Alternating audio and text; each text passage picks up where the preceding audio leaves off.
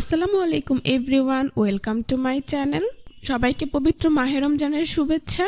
আজকে তৈরি করে দেখাবো খুবই সহজভাবে ভীষণ মজার ইউনিক একটি ভেজ পকেট রেসিপি। ঘরে ময়দা আর 2 থেকে 3টি সবজি থাকলেই ঝটপট এত মজার একটি নাস্তা তৈরি করা যায়, তা আপনারা না তৈরি করে খেলে বুঝতেই পারবেন না। বিকেলের নাস্তা, বাচ্চাদের টিফিনের জন্য কিংবা রমজানের ইফতার আয়োজনে সবসময় একইভাবে নাস্তা তৈরি না করে আজকের এই ভিন্নধর্মী ইউনিক ভেজ পকেট রেসিপিটি একবার তৈরি করে দেখতে পারেন। আশা করছি পরিবারের বড় থেকে ছোট সকলের খুবই ভালো লাগবে। কথা বাড়াচ্ছি না, চলুন সহজে রেসিপিটি ঝটপট দেখে নিচ্ছি।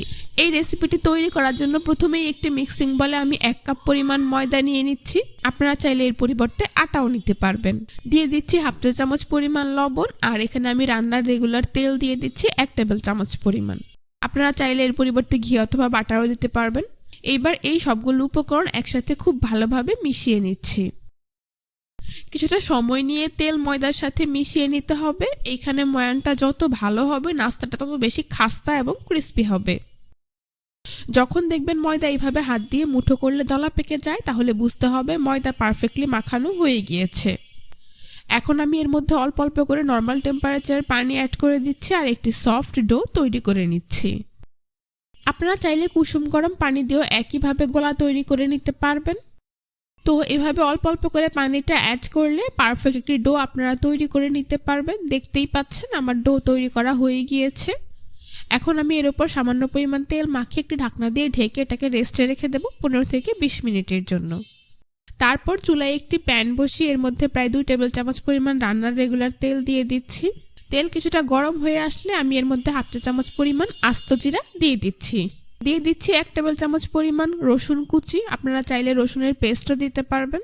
আর দিয়ে দিচ্ছি 1/2 চা চামচ পরিমাণ আদার পেস্ট। এখন চুলার আঁচ মিডিয়াম টু লোতে রেখে এই রসুন আর আদাটাকে একটু ভেজে নিতে হবে যাতে এর কাঁচা গন্ধটা চলে যায়। দেখতেই পাচ্ছেন ভাজা হয়ে গিয়েছে। এখন এর মধ্যে আমি অ্যাড করে দিচ্ছি 3 থেকে 4টি কাঁচামরিচ কুচি।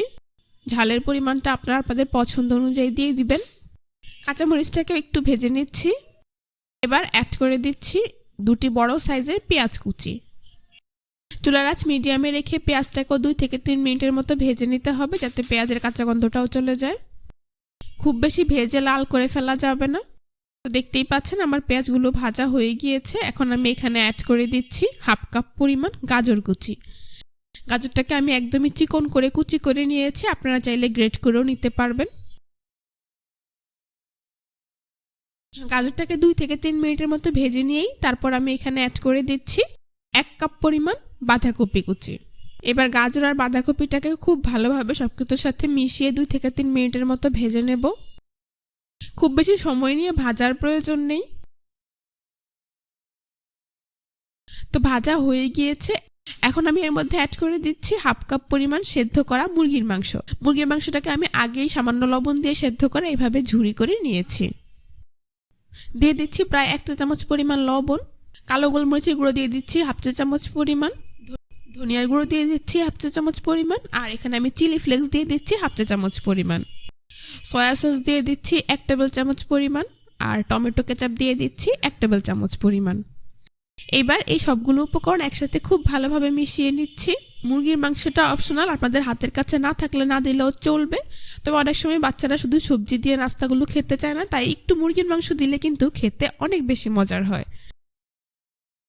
এখন অন্য একটি বাটিতে আমি 1/2 কাপ পরিমাণ তরল দুধ নিয়ে নিচ্ছি। তারপর এখানে অ্যাড করে দিচ্ছি 1 টেবিল চামচ পরিমাণ ময়দা। এবার এই ময়দাটাকে দুধের সাথে খুব ভালোভাবে মিশিয়ে নিচ্ছি। মেশানো হয়ে গিয়েছে। এখন এই মিশ্রণটা সরাসরি আমি প্যানে দিয়ে দিচ্ছি। এই পর্যায়ে চুলার আঁচ একদমই লোতে করে দিতে হবে আর মিশ্রণটা দেওয়ার সাথে সাথেই মিশিয়ে নিতে হবে, তা না হলে একটা দলা পেকে যাবে আর নিচে দিয়ে লেগে যাবে। দুধ আর ময়দার এই মিশ্রণটা দেওয়ার কারণে এই পুরটার মধ্যে একটা ক্রিমি টেক্সচার চলে আসবে আর এটা খেতেও কিন্তু অনেক বেশি ভালো লাগবে। আর পুরটা কিন্তু একদমই তৈরি। এখন চুলা বন্ধ করে এটাকে ঠান্ডা করে আমি একটি প্লেটে উঠিয়ে নেব। ফিরে এলাম 20 মিনিট পর। আমি ঢাকনাটা উঠিয়ে নিচ্ছি। দেখতেই পাচ্ছেন আমার ডো আগে থেকে অনেকটাই সফট হয়ে গিয়েছে। এখন এটাকে আরও কিছুটা সময় নিয়ে মথে নিচ্ছি। তারপর একটি বোর্ডের ওপর নিয়ে নিচ্ছি। বোর্ডের ওপর নিয়ে এভাবে লম্বা রোলের মতো তৈরি করে নিচ্ছি। এবার একটি ছুরি দিয়ে এই রোলটাকে কেটে সমান 3টি ভাগে ভাগ করে নিচ্ছি।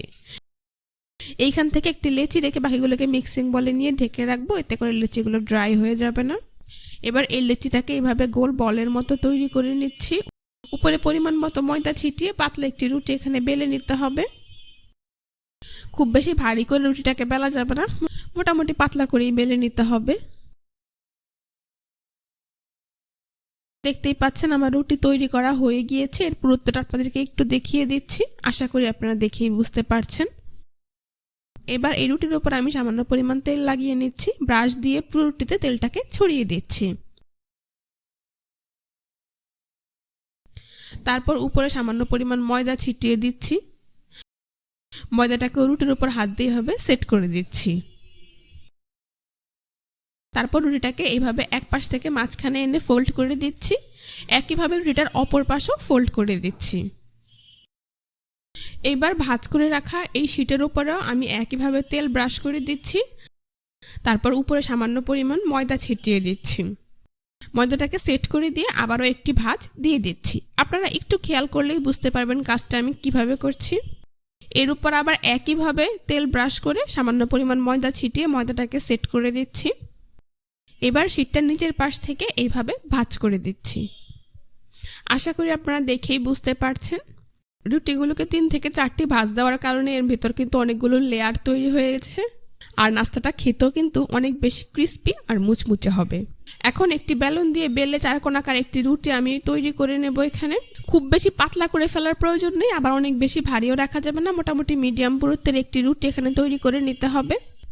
দেখতেই পাচ্ছেন 4 কোণাকার একটি রুটি আমার তৈরি করা হয়ে গিয়েছে। এখন আমি এখানে ঠিক এরকম 8 ইঞ্চি লম্বা আর 3.5 ইঞ্চি পুরু করে একটি কাগজ নিয়েছি।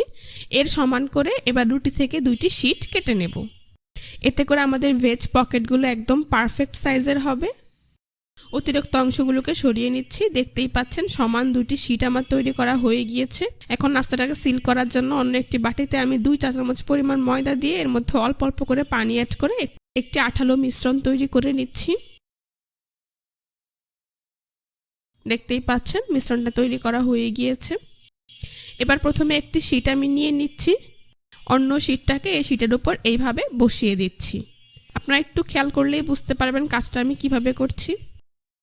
তৈরি করে রাখা পুর থেকে পরিমাণ মতো পুর আমি এর মাঝখানে বসিয়ে দিচ্ছি। এবার একটি ব্রাশ দিয়ে ময়দার আঠালো মিশ্রণটাকে আমি এই শীটগুলোর চারপাশে এইভাবে লাগিয়ে নিচ্ছি। এতে করে নাস্তাটা খুব সুন্দরভাবে সিল হয়ে যাবে। এখন এক পাশ থেকে শীটগুলোকে এনে পুরোর উপর এভাবে ভাঁজ করে দিচ্ছি। আপনারা একটু ভালো করে খেয়াল করলেই বুঝতে পারবেন নাস্তাটা আমি ঠিক কিভাবে তৈরি করে নিচ্ছি।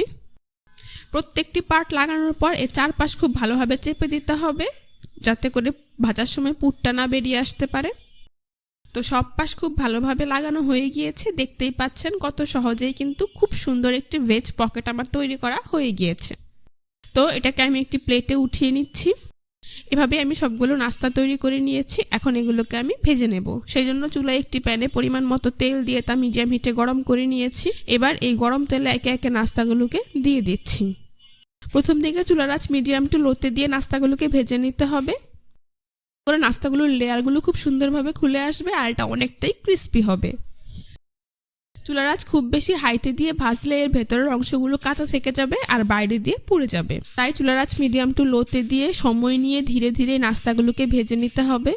তো এইভাবেই কিছুক্ষণ পর পর উল্টে পাল্টে নাস্তাগুলোকে আমি গোল্ডেন ব্রাউন কালার এবং মুচমুচে করে ভেজে নিয়েছি। এখন একটি ছাঁকনি দিয়ে এগুলোকে তেল থেকে তুলে খুব ভালোভাবে তেল ঝরিয়ে একটি নাস্তার প্লেটে উঠিয়ে নিচ্ছি। এভাবে আমি সবগুলো নাস্তা তেল থেকে তুলে খুব ভালোভাবে তেল ঝরিয়ে নাস্তার প্লেটে উঠিয়ে নিচ্ছি।